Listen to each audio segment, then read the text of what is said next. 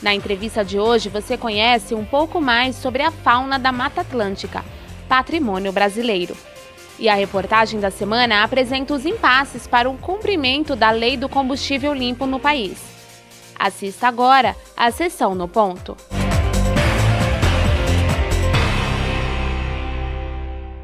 Uma iniciativa extremamente importante do Congresso Nacional foi a criação da Frente Parlamentar Mista da Engenharia, Infraestrutura e Desenvolvimento Nacional, que é presidida pelo deputado Ronaldo Lessa. Além do próprio bom trabalho que tem realizado, esse esforço voltado ao real interesse da sociedade vem tendo um desdobramento muito positivo, que é a criação de frentes parlamentares estaduais. Essas já foram lançadas em Alagoas, no Acre, na Bahia e mais recentemente no Distrito Federal. Essa inserção do debate sobre as necessidades da engenharia e do desenvolvimento nas Assembleias Legislativas permite um aprofundamento da discussão e, ao mesmo tempo, um envolvimento maior da sociedade. E isso é fundamental para que tenhamos êxito no empenho de sair da crise.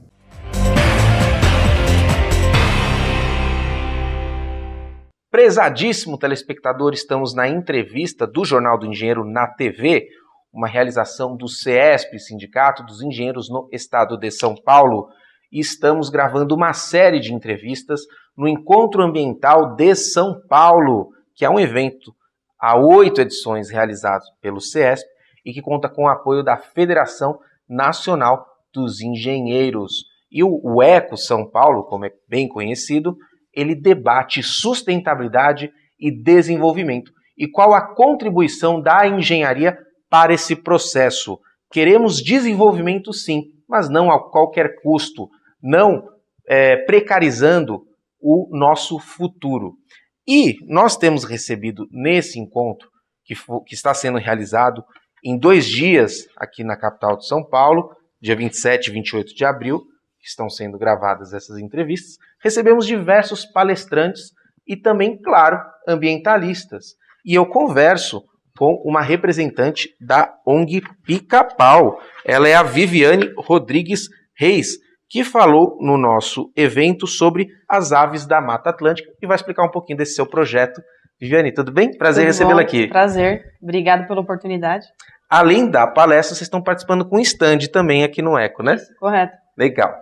Você vai contar então, inicialmente, para nós, o que é a ONG Pica-Pau, que área que ela atua e como ela se mobiliza pela sustentabilidade. Sim.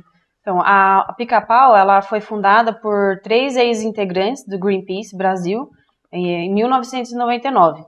E, basicamente, a ONG trabalha com mitigação de mudanças climáticas, produção de mudas nativas. Nós temos um viveiro no extremo sul da capital, São Paulo, e uma base de pesquisa, é o Centro de Estudos e Conservação da Flora. Então, no Secflora, nós produzimos as mudas nativas, também temos um insetário, um laboratório onde desenvolvemos as pesquisas, né, para o viveiro, fazemos restauração ecológica.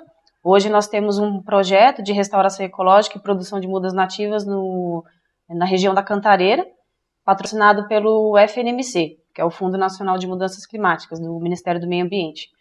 E o projeto Aves da Mata Atlântica é patrocinado pela Petrobras, através do programa Petrobras Socioambiental, e está sendo desenvolvido nos 4 municípios do litoral norte, Caraguatatuba, São Sebastião, Bertioga e Ubatuba.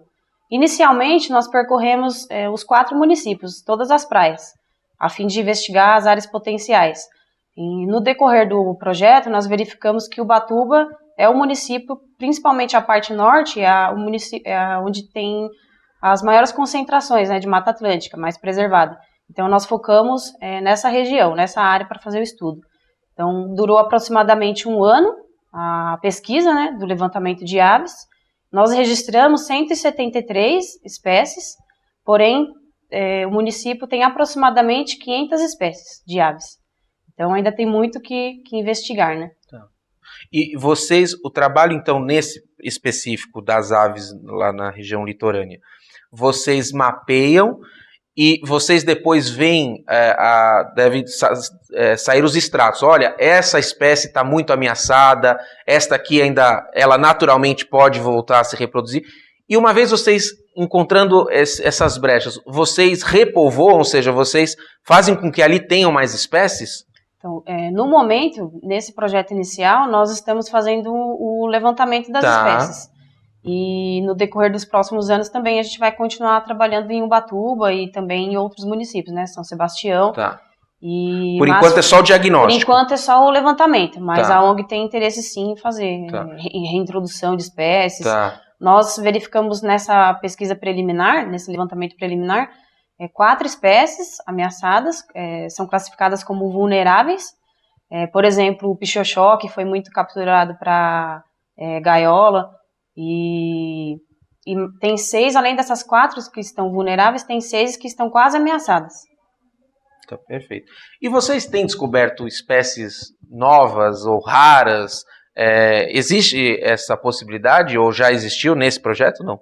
Nesse projeto ainda não, porque a gente investigou áreas mais bordas de mata, umas áreas, porque como foi um projeto preliminar, foi o nosso primeiro projeto, né, sobre o tema. Então, mas a ideia, por exemplo, em Ubatuba tem algumas regiões que agora a gente já conhece, que tem muitas espécies, por exemplo, florestais, que são mais difíceis, né, de verificar, tem em menores quantidades. Então, nos próximos meses, nos próximos anos, o nosso foco vai ser justamente esses ambientes, para justamente encontrar essas espécies que estão mais ameaçadas, que são endêmicas da Mata Atlântica. Tá, então, e esse projeto então, que você está me falando é o projeto Aves da Mata Atlântica. Isso. Conta a mensagem que você veio trazer para os espectadores do Eco São Paulo, mais ou menos a centralidade do que você veio dizer hoje. Então, o Aves da Mata Atlântica, eu foquei principalmente Falei um pouco, né, sobre a organização, sobre as metas do projeto, porque ele consiste em 3 metas, né, que é a produção de espécies voltadas para a avifauna. Nós realizamos o plantio de 4.000 mudas. 1.000 mudas foi numa área de restinga, que executamos há pouco tempo, e com espécies próprias, apropriadas, né, da restinga, e ações socioambientais. Então, nós realizamos palestras para crianças, para adolescentes, em diversas escolas, em escolas técnicas, inclusive de Ubatuba. Viviane, só uma dúvida. Quando você falou no primeiro item, reprodução das espécies, criá-las num cativeiro inicialmente e depois soltá-las no meio ambiente, é isso? O que é esse termo, reprodução de espécies? Que é essa reintrodução que você falou no início, é esse processo? Sim, então, os projetos de reintrodução basicamente consistem em viveiros, né, de espécies, e onde você realiza o controle, a reprodução, e depois elas são reintroduzidas na natureza. Mas isso é um projeto mais para o futuro mesmo. Mais futuro. O diagnóstico já é essa primeira etapa e já deve dar um super trabalho, né? Mas nós temos a própria revista, né, que é a Darwin Society Magazine. Então, todas as nossas pesquisas a gente publica na Darwin. Então, nós realizamos o levantamento preliminar das espécies, porém a gente faz também pesquisas sobre frugivoria, que é a dispersão de sementes, polinização de flores. Então, tem várias pesquisas no ramo da ecologia, que inclusive, a gente já fez a publicação de uma revista sobre ninhos artificiais. A gente construiu 8 ninhos artificiais e instalamos lá no Secflora, que é a base de pesquisa. É um projeto preliminar, não um projeto piloto. Na verdade, a gente tem interesse em levar essa ideia para os proprietários rurais, porque tem algumas regiões que faltam, né, cavidades naturais. E muitas espécies de aves nidificam em cavidades. Então, a ideia é levar esse projeto, essa experiência para esses proprietários e para a sociedade em geral, né, que queiram ajudar na conservação. Tá. Você falou de viveiros de aves e, se eu não me engano, um pouquinho no início da entrevista, você falou, tem viveiros de insetos também? Que vocês fazem? A gente tem o insetário. Então, a gente tem uma pequena coleção, né, de insetos, e agora, porque o Secflora ele foi inaugurado recentemente. Então, nós construímos o laboratório, né, o viveiro, primeiramente, e o insetário, e agora a gente está iniciando já tem uma pequena coleção, mas agora que a gente está intensificando essas coletas. Perfeito. Bom, a gente vai dar um rápido intervalo, e no próximo bloco eu quero já deixar uma pergunta à vista, que é o seguinte, Viviane. Você me fala de observar aves, né, de uma determinada região, de reintroduzi-las futuramente, ter o seu insetário, que é você também estudar as espécimes de insetos. Enfim, as pessoas leigas muitas vezes não entendem qual que é a relação disso, a importância disso para a vida do nosso planeta. E das importâncias de se debater a sustentabilidade é isso, aproximar o homem do lugar de onde ele não deveria ter saído, que é da natureza, porque o homem parece algo alheio, né? Não, a natureza e eu. Não, acho que nós somos a natureza, nós fazemos parte desse mundo, e esses biomas, que é a questão da Mata Atlântica, eu também quero que você destaque a importância dela e o quanto é importante preservar o pouco que restou da Mata Atlântica para a nossa vida, para o nosso futuro, esclarecer e aproximar esses conceitos do telespectador. Tudo bem? A gente pode voltar com esse tema? Sim. Então, você não saia daí, a entrevista só começou.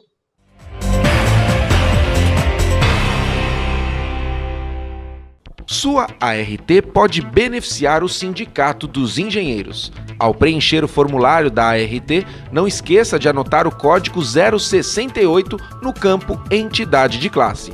Com isso, você destina 16% do valor para o CESP. Fique atento, o campo não pode estar preenchido previamente.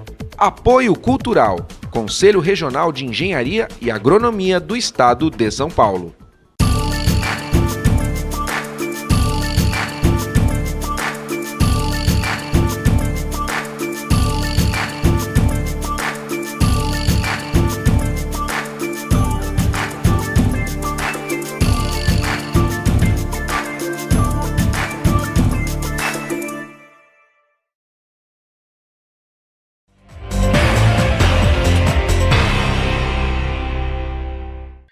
Estamos de volta na entrevista do Jornal do Engenheiro na TV e estamos na série especial gravada no Encontro Ambiental de São Paulo, que é um evento que debate sustentabilidade e desenvolvimento, promovido há 8 anos, há 8 edições, pelo Sindicato dos Engenheiros no Estado de São Paulo, há 8 edições.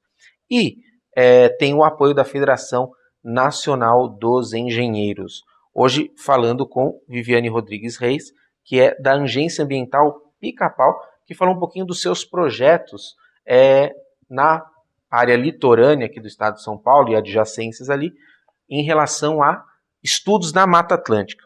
Viviane, ficou uma pergunta no ar no bloco passado, para que você nos ajude a aproximar essa temática, cuidar de pássaros, entender os insetos de determinada região, preservar a mata, saber o que falta ali de plantas, de seres vivos. O que isso muda a vida da pessoa que todo dia tem que trabalhar, todo dia tem que ganhar o pão nosso de cada dia, todo dia tem que enfrentar as dificuldades da vida. Qual que é a relação de uma coisa com a outra? Então, todos nós dependemos, né, dessas interações, né, do ecossistema, né, que o ecossistema é o conjunto, né, o meio físico, são as plantas, são os animais. Então, assim, por exemplo, as aves, elas são importantes porque elas realizam a dispersão das sementes, contribuindo para a regeneração de áreas degradadas, por exemplo. Os beija-flores, né, sobretudo, eles fazem a polinização de flores, também contribuindo para essa regeneração, essa restauração. E, por exemplo, muitas aves se alimentam, né, de insetos, e muitos desses insetos eles são transmissores de doenças. E as florestas, todos nós sabemos que elas ajudam, né, no controle do clima, no sequestro de carbono, controle de erosão, por exemplo. Os urubus, eles, por exemplo, são importantes, né, as pessoas geralmente ficam meio assim, né, com eles, mas eles são importantes porque eles são decompositores, né, e tem os insetívoros, que, como eu falei, ajudam a controlar esses insetos, né, transmissores de doenças. Os frugívoros, tem aqueles granívoros, que são aquelas aves que se alimentam muito de sementes, né, e justamente nessa categoria tem muitas espécies que estão ameaçadas de extinção, né, como eu falei, o pichoxó no início. Perfeito. Então, daí a relevância desses estudos que impactam diretamente a nossa saúde, o nosso clima, a nossa vida, né? Sim, a saúde do meio ambiente, a nossa saúde, né, por exemplo, o ar atmosférico, e os próprios recursos que a floresta nos oferece, né, como frutos e muitos outros benefícios, né. E, Viviane, a gente tem visto aí, isso considera um marco, aquele relatório do Departamento das Nações Unidas, quando falou das mudanças climáticas, né, e apontou o viés antropogênico, ou seja, a intervenção do homem causando essa balbúrdia no clima, eu acho que isso foi um marco, se você me corrija, das pessoas debaterem mais o tema sustentabilidade. É claro que se via um avanço, mas aquilo, de maneira midiática, foi um boom na questão do debate. Você acha que esse debate está ocorrendo de fato em maior número de ocasiões? É um tema mais falado, sustentabilidade? E também, se ele está sendo falado do modo correto, ou seja, se ele está sendo tratado com a seriedade ou não, a gente tem muitas vezes aquele tal do marketing verde. Ah, não, eu vou dizer que eu plantei umas mudinhas ali e está tudo bem. Enfim, como é que você avalia também a pujança do tema sustentabilidade hoje na nossa sociedade? Bom, a sustentabilidade hoje ela é muito mais conhecida, ela é muito mais falada, né, pela sociedade. E esses termos, né, sustentáveis, eles surgiram mais na década de 70, né, aqui no Brasil. Porém, assim, na minha visão, eu acredito sim que tenha muitas empresas, muitas pessoas que dizem, né, que fazem alguma coisa justamente para passar uma impressão, puro marketing, né. Por exemplo, a reciclagem, né, a reciclagem é uma área assim, que precisa muito ser explorada, ser valorizada. Então, nós verificamos, inclusive, em muitos lugares, aqueles cestos, né, de lixo recicláveis, mas as pessoas não se conscientizam e não jogam um papel onde é orgânico, né? Então, assim, é um tema mais falado, mas eu acredito que ainda tenha muito o que se fazer, assim. E na questão das empresas, talvez assumir mais a responsabilidade de que, se eu sou produtor de um determinado produto, que culturalmente ele é descartado nos rios, né, como a gente vê os nossos córregos aí, cheio de lixos, eu também sou responsável por conscientizar o meu consumidor e facilitar a recolha desse produto, né? Eu acho que isso também é algo que tem que amadurecer na nossa sociedade, né? Com certeza. Nós, como consumidores, nós podemos conhecer a índole, né, da empresa, fazer um levantamento, verificar. Hoje tem as certificações, né, ambientais. E, por exemplo, agora a Secretaria Estadual de Meio Ambiente acabou de lançar um aplicativo que é Denuncie Ambiente. Então, assim, as pessoas, né, a sociedade em geral, quando verificar problemas como desmatamentos, caça de animais silvestres, em diversas áreas, né, solo, fauna, vegetação, qualquer pessoa pode fazer essa denúncia. Então, isso ajuda muito, né, a gente porque também é uma maneira das pessoas participarem, né, na conservação, na preservação do meio ambiente. Né? Perfeito.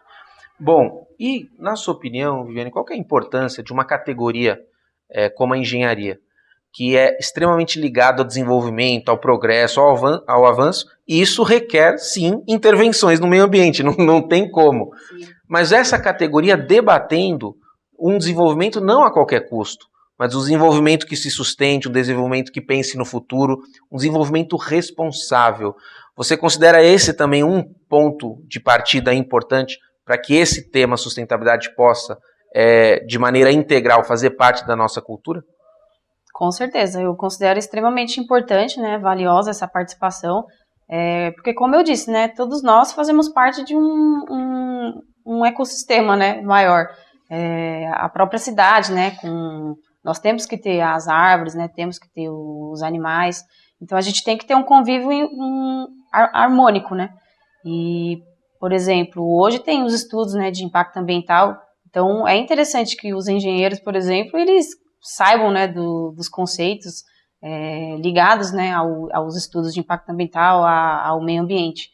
Então, assim, hoje eu acho que tudo está conectado. Então, assim, todas as categorias têm que realmente ajudar na preservação do meio ambiente. Então, eu considero, sim, muito importante, por exemplo, esse evento, né, do Eco São Paulo é extremamente importante para disseminar essas informações, né.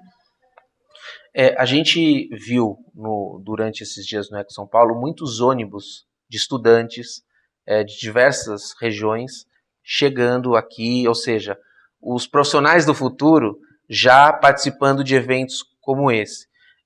Você é otimista em relação a essa nova geração, essa nova safra de profissionais, em relação aos cuidados com o meio ambiente? Eu acredito que sim, porque hoje é mais disseminado, né, as informações na mídia. Então, assim, quando acontece algum desastre ambiental, é falado, né, em seja em sites, seja em televisão. Pelo menos eu espero, né, que as pessoas tenham essa consciência, sim, em relação ao meio ambiente. Bom, a sua parte você está fazendo, né, Viviane? Sim, a minha eu estou. Conta agora um pouquinho, mais especificamente da ONG, quem quer mais informação, qual que é o site, como é que a pessoa pode ajudar eventualmente, participar. Vocês fazem a educação ambiental com crianças, mas eu acredito que vocês no site também devem ter muitas informações legais para quem quer saber mais sobre essa preservação, esses projetos que vocês têm. Como é que a pessoa pode contatar vocês? Então, a Pica-Pau, nós temos o site, né, que é www.picapau.org.br. Então, todos podem acessar, inclusive as publicações que eu mencionei na Darwin Society Magazine são gratuitas, as pessoas podem acessar, podem fazer o download. E nós temos também o Facebook, né, onde nós fazemos a publicação de diversas matérias. No site da Pica-Pau, contém centenas de matérias sobre o tema, sobre a área ambiental. Então, assim, é bacana, né, investigar o site e conhecer mais sobre o projeto. Perfeito. E uma alegria ter você aqui. Obrigado, viu? Obrigada pela oportunidade. Obrigado.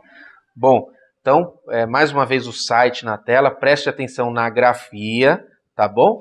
E também aprenda mais através do trabalho da ONG Pica-Pau, uma agência ambiental.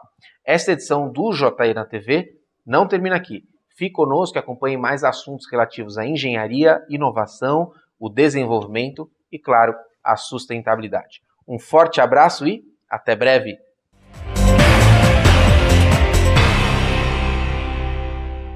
De acordo com o compromisso assumido durante o Acordo de Paris, o Brasil precisa reduzir as emissões de gases de efeito estufa em 37%, abaixo dos níveis estabelecidos de 2005 até 2025, e redução em 43% abaixo dos níveis de 2005 até 2030.